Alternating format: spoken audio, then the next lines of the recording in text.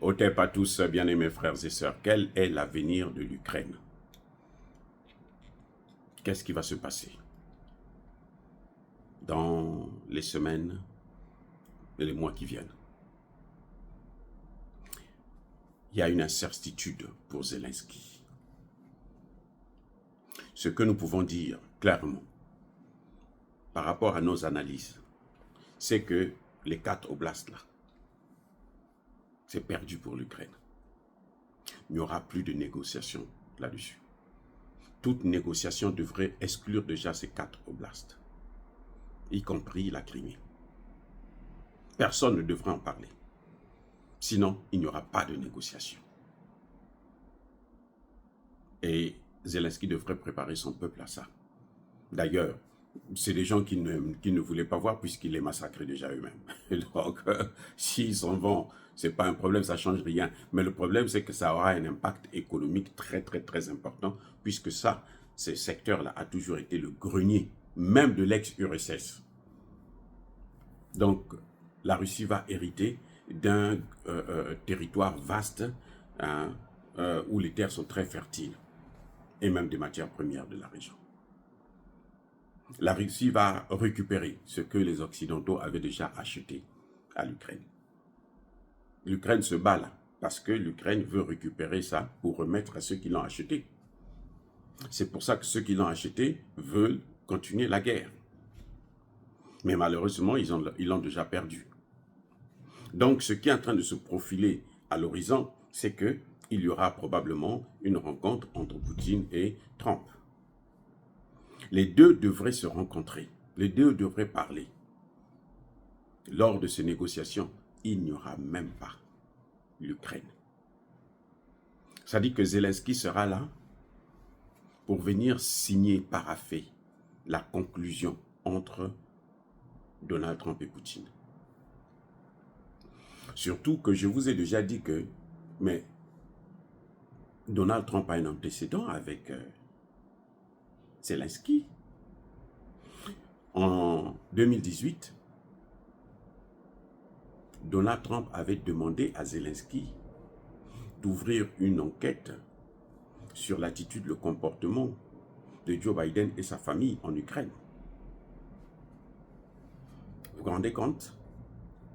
Quelle a été la réponse de Zelensky, ce Zelensky-là? Il a dit « Niet, je n'ai rien à vous dire, ça ne vous regarde pas. Ici, je suis souverain, c'est mon pays. » Les Américains vont lui reprendre ça. Parce que les Américains n'oublient jamais. Les Américains, ils retiennent tout et ils vous font payer tout. Donc, Zelensky sera obligé de payer sa chair. Eh oui. Il a tenu tête à Donald Trump. Peut-être parce qu'il savait que Biden devrait gagner par des moyens qui sont plus ou moins illégaux. Donc, il avait l'information et il s'est dit, bon, moi, je préfère soutenir Biden. Mais donc, quand Donald Trump vient là, il vient avec cette fougue. Il n'a pas oublié, les amis. Les Américains, c'est comme ça. Ils n'ont pas oublié. Et Zelensky doit payer ça. Donc, l'Ukraine va payer le comportement de ses dirigeants. C'est pour ça que les pays africains, faites attention. Prenez de bonnes décisions pour vos pays, pour l'avenir de vos pays. Parce que une mauvaise décision que vous prenez peut faire couler votre pays, peut faire payer toute une génération. Eh oui, peut causer même des dégâts, la mort de plusieurs générations de personnes.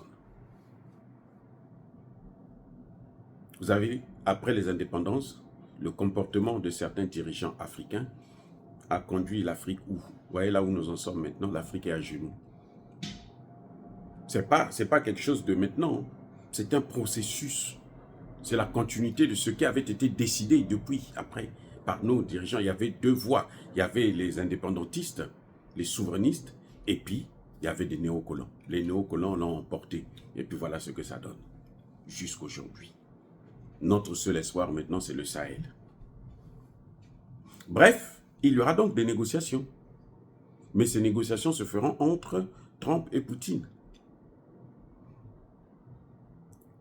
Il y aura probablement, on va inviter un représentant de l'Union européenne. Mais il n'aura aucun mot à dire. On ne va pas inviter les pays, la France, l'Allemagne, quoi. Non, non, non, non. On dit, bon, vous tous là, trouvez quelqu'un qui viendra s'asseoir à côté de nous, qui viendra écouter comment nous on règle les problèmes, comment les grands se réunissent. Vous savez que la France avait déjà été chassée après la Seconde Guerre mondiale. De Gaulle, hein, leur fameux De Gaulle, le criminel, là. Vous vous souvenez de Charonne, non? Ok, on ne va pas rentrer là-dessus, ce n'est pas l'objet de notre vidéo aujourd'hui. Donc, ce n'est pas des gens qui peuvent assister puisqu'ils ne valent rien. Ils ne sont même pas capables de financer cette guerre-là eux-mêmes. Donc, nous qui finançons, c'est nous qui allons parler. L'Ukraine a dit que sans les États-Unis, nous avons perdu la guerre. S'il n'y a pas l'aide américaine, on a perdu la guerre. Il devrait leur dire qu'on a déjà perdu la guerre, malgré l'aide américaine. Et que, bon, ben, c'est les Américains qui doivent décider, puisqu'on a mis notre sort dans leurs mains. Voilà la réalité que nous devrons savoir.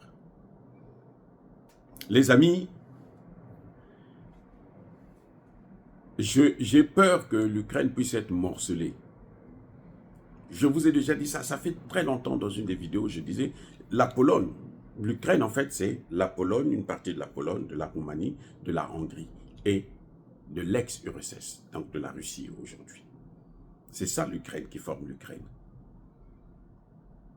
Donc, on voit de plus en plus, il y a les velléités de la Pologne de reprendre sa partie. Et si la Pologne prend sa partie, eh bien, la Hongrie va prendre aussi sa partie. La Roumanie aussi va demander sa part. Donc, il restera à l'Ukraine qu'un petit bout, et puis, bon, qui sera évidemment neutre.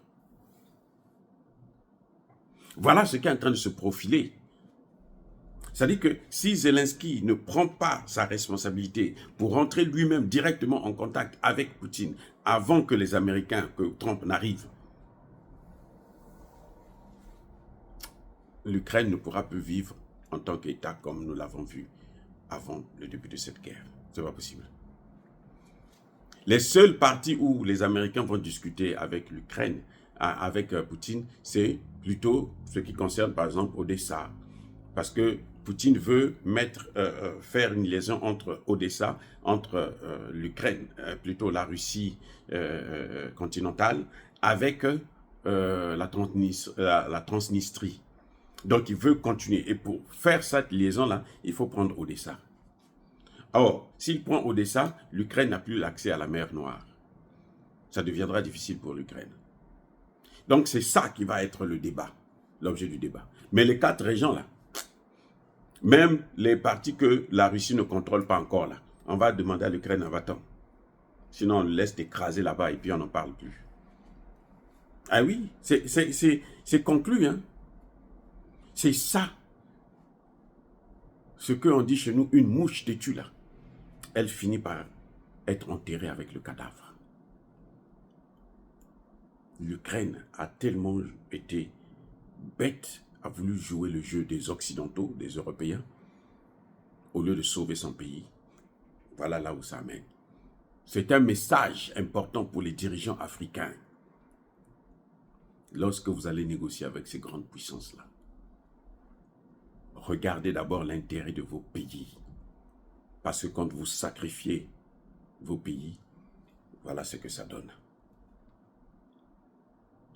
Tirez la leçon, dirigeants africains. Regardez ce qui est en train de se passer en Ukraine. Regardez les mêmes Occidentaux, vous demandez des bases militaires, vous appelez leurs bases militaires, ainsi de suite. Regardez ce qu'ils ont fait à la Libye, ce qu'ils ont fait à l'Irak, ce qu'ils sont en train de faire au Tchad, en RDC, c'est tout ça, ce sont les mêmes. Ce sont les mêmes. C'est au pays de prendre leurs responsabilités, à la RDC de prendre ses responsabilités. De se dire, je dois chercher des partenaires qui vont m'aider à chasser Kagame. Pas qui vont venir nous imposer un cessez-le-feu et puis après, nous imposer des accords que nous ne voulons pas. C'est ça qui est en train de venir là en RDC. Si Tshisekedi ne se réveille pas avec son armée de merde, des généraux bidons, qu'on devrait tous virer d'ailleurs, laisser les Wazalendo, donner des armes aux Wazalendo, ils vont faire le reste du travail. Parce qu'une armée qui a les moyens d'aller même prendre Kagame chez lui, à Kigali, et qui est là à s'asseoir pour dire non, non, on respecte le cessez-le-feu parce que le président a dit c'est pas une armée, ça. Voilà, l'Ukraine va payer le prix cher lors de ces négociations-là. Parce qu'elle ne sera même pas consultée. Puisque je vous dis, il y a déjà des négociations en cours entre les services secrets russes et les services secrets américains, notamment de l'équipe de Trump. Ils en parlent déjà. Soyez bénis, abondamment bénis par le Dieu des Kémites et par nos ancêtres Élysées, mais que tous ceux qui persécutent le continent africain, le pillent, le déstabilisent, qu'ils soient noirs, blancs, chinois, arabes, juifs, indiens ou qui qu'ils soient punis, maudits, foudroyés, neutralisés, écrasés, effacés par le Dieu des Kémites et par nos ancêtres Élysées. Vive l'Afrique éternelle, j'ai dit et j'assume.